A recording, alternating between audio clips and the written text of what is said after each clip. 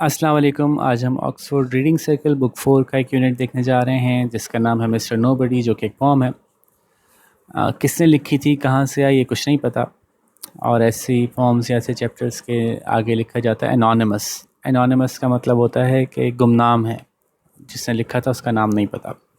ठीक है, तो शुरू करते हैं। थोड़ी पुराने ज़माने की लिखी हुई है, इसके अल्फाज से अंदाज़ा हो रहा है इंटरेस्टिंग सी। और हम सब की ज़िंदगियों में ना ऐसा ही होता है जैसा कि इन्होंने बताया। तो शुरू करते हैं। मुश्किल नहीं है, आसान सी है और आपको खुद ही समझ में आ जाएगी बात। बहुत मज़े मज़े की बात है। I know a funny little man, as quiet as a mouse, who does the mischief that is done in everybody's house. मैं जानता हूँ एक ऐसे फ़नी से छोटे आदमी को, शरारती से छोटे आदमी को, जो इतना खामोशी से रहता है, इतना खामोशी से अपने काम करता है जैसे कि कोई चूहा बिल्कुल खामोशी से इधर उधर मूव करता है ना। जो हर किसी के घर में होने वाली जो शरारतें हैं वो वही करता है। Who does the mischief that is done, जो कि शरारतें करता है वो तमाम की तमाम, जो कि हर एक के घर में होती हैं। तो हर एक के घर में वो शरारतें होती हैं, वो यही साफ करते हैं। कोई छोटे से, कोई शरारती से, फ़नी से आदमी है। कौन है अभी पता चल जाएगा। There is no one ever sees his face, and yet we all agree that every plate we break was cracked by Mr. Nobody. ये है जी नोबडी इनका नाम। तो अब ज़रा अपने ऊपर रख के सोचते हैं।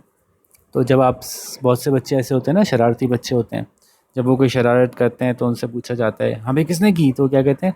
पता नहीं, आई डोंट नो, पता नहीं। तो ये जो पता नहीं है तो किसने की फिर? आपने नहीं की, नहीं मैंने भी नहीं की, आपने की नहीं मैंने भी नहीं की, आपने की नहीं मैंने भी की, जितने बैठे थे सबसे पूछ लिया आपने की नहीं हमने नहीं की, फिर किसने की? पता नहीं। तो ये पता नहीं को जो है ना वो यहाँ पे नोबडी कहा जा रहा है कि कोई होगा नोबडी, समबडी, एनीबडी। लेकिन हम नहीं है भाई, हम नहीं कर रहे वो शरारत। लेकिन असल में क्या होता है, वो शरारत असल में की किसने होती है? वो हम ही ने की होती है। वो हम ही ने शरारत की होती है, बस कबूल नहीं कर रहे होते, मान नहीं रहे होते।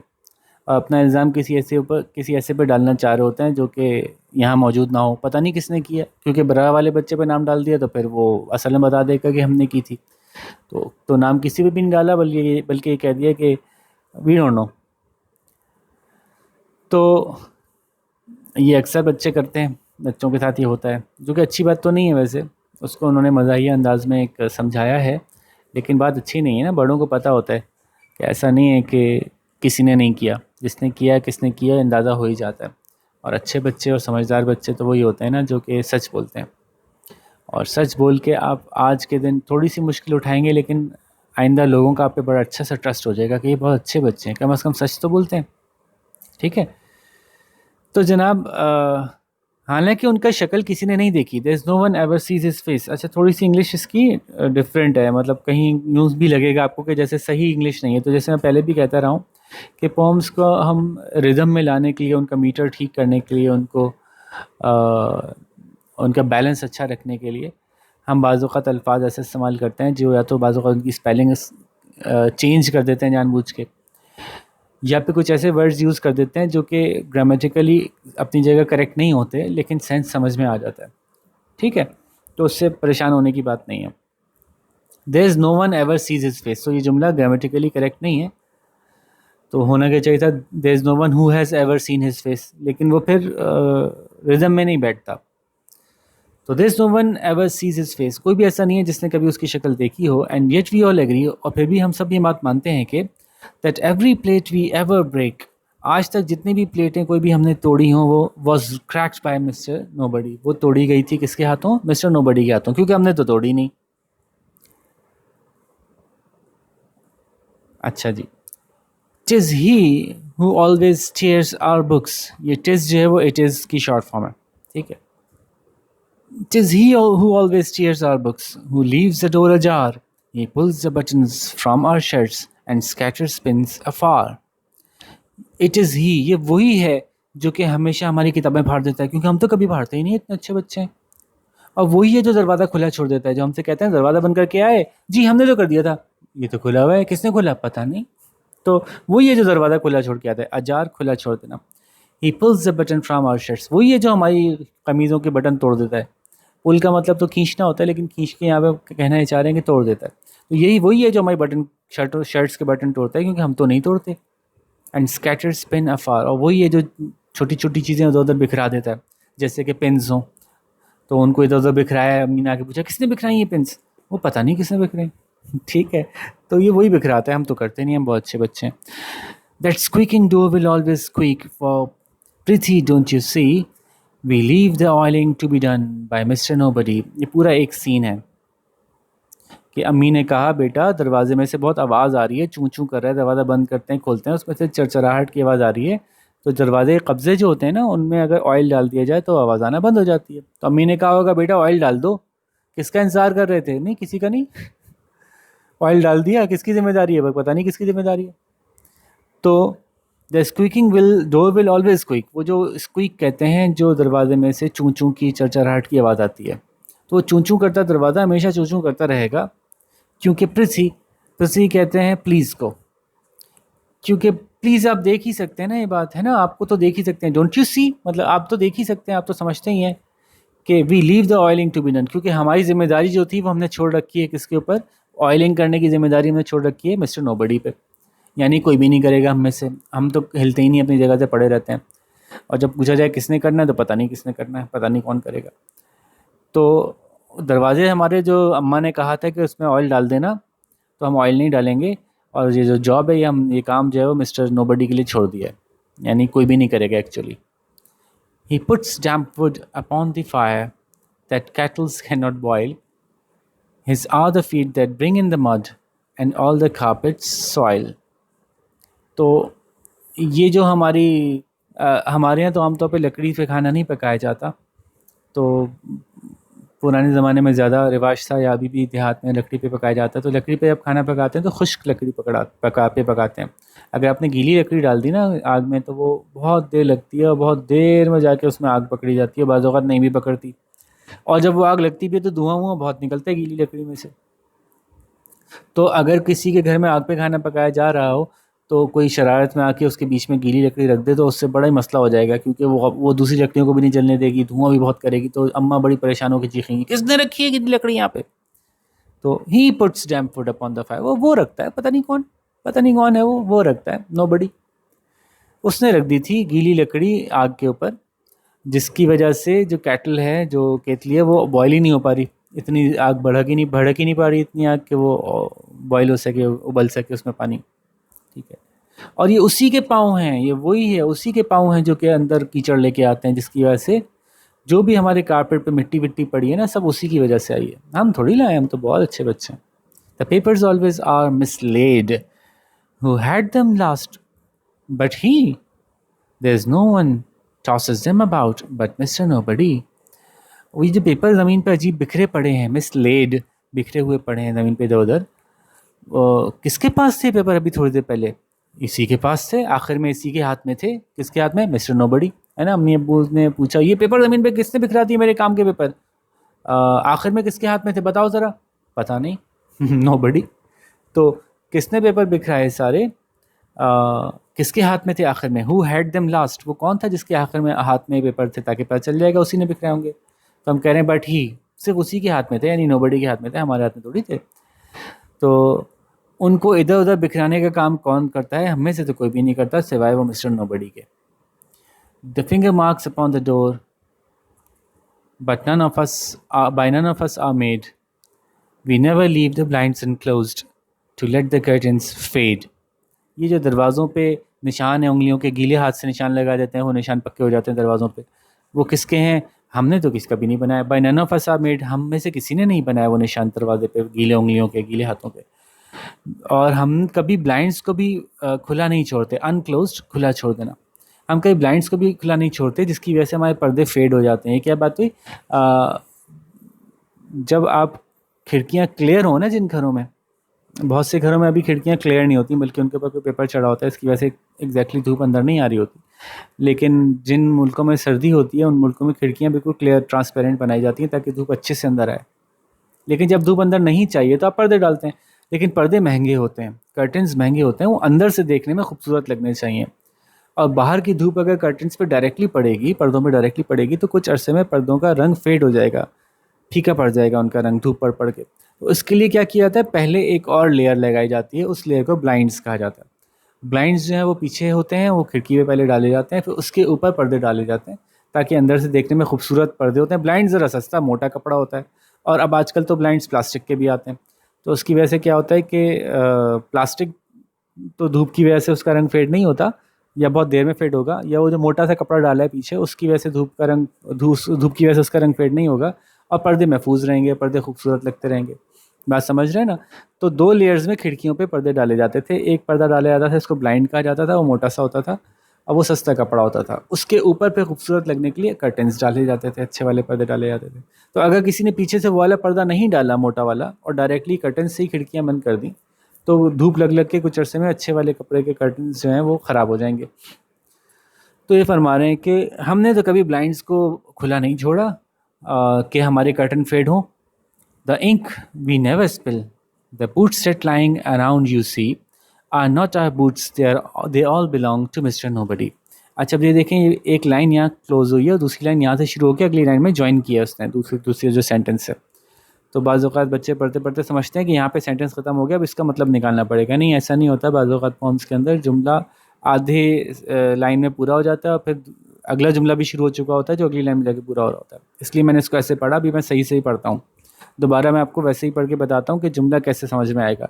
The ink we never spill, the boots that lying around you see are not our boots, they all belong to mister nobody. लेकिन जब आप इसको मीटर में, रिदम में पढ़ेंगे तो कैसे पढ़ेंगे? The ink we never spill, the boots that lying around you see are not our boots, they all belong to mister nobody. तो वो जो इंक थी वो हमने तो कभी गिराई नहीं, आज तक कभी इंक नहीं गिराई हमने। और वो जो जूते हैं वो इधर उधर पड़े हुए हैं, किसने पड़ा है, किसके जूते हैं यहाँ पड़े हुए हैं, पूछती ना अम्मा, बात लगाती हैं, ये किसके जूते पड़े हैं रास्ते में। हम क्या कहते हैं, पता नहीं। तो वो हमारे जूते नहीं हैं, वो सब तो मिस्टर नोबडी को के जूते हैं, they belong to mister nobody, जो मिस्टर नोबडी के जूते हैं। तो ये बच्चों की जो स्टाइल है ना, तो वो ऐसा ही है हमेशा से। ऐसा लगता है ना कोई 2-2.5 साल पुरानी नज़्म है। तो तब भी ऐसे ही थे, आज भी ऐसे ही, बच्चे नहीं बदलेंगे। लेकिन अच्छे बच्चे तो ऐसे नहीं होते, आप लोग तो बहुत अच्छे हैं ना। तो सवाल जवाब देख लेते हैं। सवाल जवाब से पहले मैं हमेशा आप लोगों को एक नसीहत करता हूँ कि मैं चाहता हूँ कि जब आप एग्ज़ाम में जाए ना, तो आपको याद करने की ज़रूरत ही नहीं हो, रट्टा लगाने की ज़रूरत ही नहीं हो। और वो कैसे होगा कि जो सवाल है ना, इनके जवाब आप खुद देने की कोशिश कीजिए। मैं अच्छे से सवाल समझा दूँगा, जब जवाब आप खुद देंगे उसमें कुछ गलतियाँ होंगी वो किसी टीचर से करेक्ट करवा लेंगे। फिर उन करेक्शंस की बुनियाद पे अगले चैप्टर के क्वेश्चन आंसर्स भी खुद करेंगे, वो उससे बेहतर होंगे क्योंकि करेक्शन पीछे से सीख चुके हैं। फिर उससे अगले उससे बेहतर होंगे, फिर उससे अगले उससे बेहतर होंगे। यूँ जब तक बुक ख़त्म होगी ना, तो आपको अच्छी तरह से सवालों के जवाब खुद से देने आ चुके होंगे। यूँ जब आप एग्ज़ाम में जाएंगे, आपको सवाल याद करने की ज़रूरत ही नहीं होगी, आप बड़े मज़े से एग्ज़ाम दे लेंगे। ठीक है भाई? तो अगर आपको कोई टीचर अवेलेबल ना हो तो आप मुझसे इस ईमेल पे भी रब्ता करके पूछ सकते हैं कि जी हमारे सवाल सही थे कि नहीं थे। ठीक है, तो शुरू करते हैं। अच्छा, दूसरी मैं आपको एक हिंट ये दे दूँ कि भाई सवालों को ऐसे करना है कि सारे सवाल एक साथ मत सुनिएगा। पहले क्वेश्चन नंबर 1 के बाद पॉज़ कर दिएगा वीडियो को और अपना जवाब लिखिएगा, फिर क्वेश्चन 2 सुनिएगा। वरना जब बच्चे एक साथ सारे सवाल सुन लेते हैं ना, तो उससे ये होता है कि वो फिर भूल जाते हैं पहले सवाल में क्या बताया था। तो शुरू करते हैं। Question number 1, what is mister nobody compared with in the pome? Mister nobody को पोम में किससे कंपेयर किया गया है? बहुत ही आसान सवाल है ना? मतलब क्लास 1 का सवाल लग रहा है मुझे तो ये। जवाब कैसे देंगे? जवाब ऐसे देंगे कि in the pome mister nobody is compared with, ऐसे शुरू करेंगे। ठीक है, in the pome mister nobody is compared with, और फिर आगे बताएंगे किससे कंपेयर किया गया। किससे किया भाई? चूहे से किया गया था, जो कि बहुत चुपके चुपके मूव करता है और घर में बहुत सारी शरारतें और तबाहियाँ मचाता है।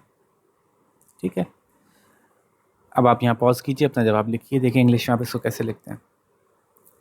Question number 2, what kinds of mischief does mister nobody get up to in the house? घर में कौन कौन सी शरारतें हैं जो कि मिस्टर नोबडी करते हैं? तो बहुत सारी शरारतें बात आ ही गई सामने।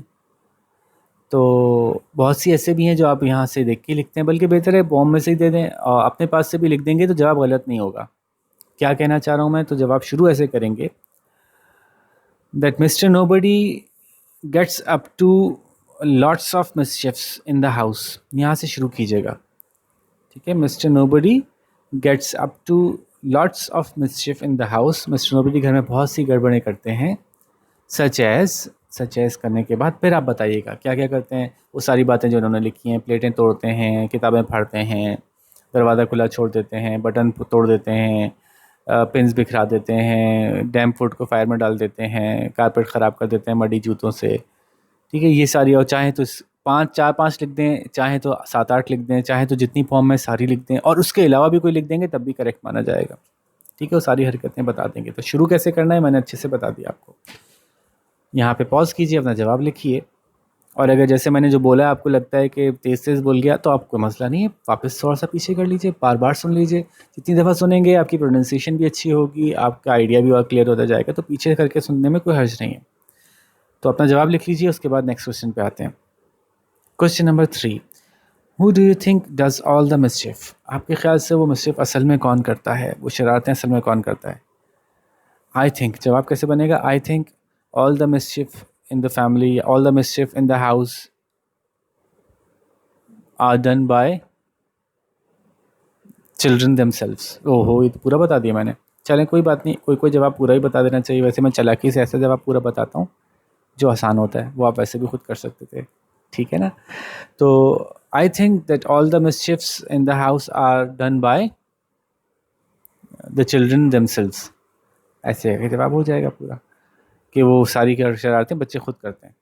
Make 2 list of things that are mention in the poem that are broken और डिस्ट्रॉयड मेड डर्टी. वो कौन सी चीज़ें हैं जो टूट गई हैं, तोड़ी गई हैं, वो कौन सी चीज़ें हैं जो डर्टी बनाई. तो ऐसे ही डब्बे बनाइएगा कॉपी में, और यहाँ पे नाम लिख दीजिएगा उन चीज़ों को जो टूटी हैं, और यहाँ पे नाम लिख दीजिएगा वो चीज़ों को जो ख़राब हुई हैं. कारपेट शार्पेट जैसे हुआ था, जो गंदा हो गया था, और टूटने में प्लेटें वेटें हैं, और ठीक है. तो प्लेट्स हैं, किताबें हैं, शर्ट्स भी डिस्ट्रॉयड हुई हैं, कर्टन भी ख़राब हुए हैं, डिस्ट्रॉयड हुए हैं, है ना, उसमें आएंगे. और डर्टी जो है वो कारपेट ही हुआ था.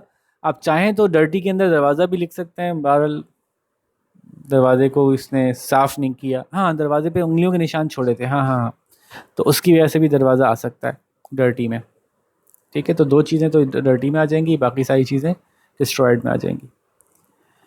क्वेश्चन नंबर 5 है, if you were to make an imaginary friend. अगर आप कोई अपने जहन से खुद से कोई दोस्त बनाना चाहते हैं अपने जहनी जहन में, ठीक है. तो इमेजिन करते हैं ना आप, वो होता नहीं है असल में वहाँ पे, लेकिन आप ऐसे इमेजिन कर लेते हैं कि वो वहाँ पे है, मेरा एक दोस्त है जी.